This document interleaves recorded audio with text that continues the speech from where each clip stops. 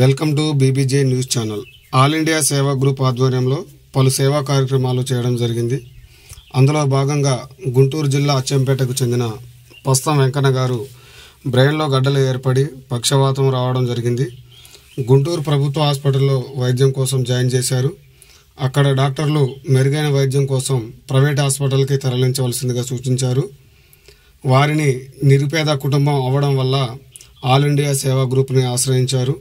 All India సేవా group దాతల సహకారంతో 14,200 రూపాయలు అందించడం జరిగింది.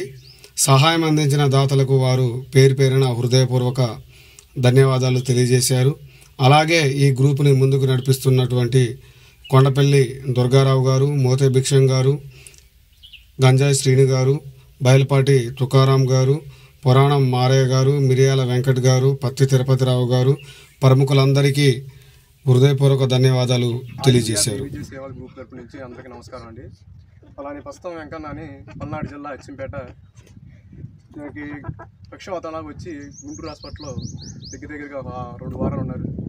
అలాగనే గ్రూప్ తరపు నుంచి ఆల్ ఇండియా బీబీజే సేవా గ్రూప్లో పోస్ట్ పెట్టగా మన మోతి భిక్షం గారు, వెంకట్ గారు, మరి అలా పోతే మారయ్య గారు ఇలాగ సహాయం చేశారు. వాళ్ళకి కృతజ్ఞతలు తెలుపుకుంటూ నమస్కారం అండి. మన బేడాపుడు జంగాలు ఇలాంటి సాయం చేయటం చాలా మంచిది. పది వాళ్ళకి సాయం చేసుకోవాలి. అందులోకి మా గూడెంలో ఈ అచ్చిమేట పల్నాడు జిల్లా సహాయపడే వాళ్ళకి నమస్కారాలండి.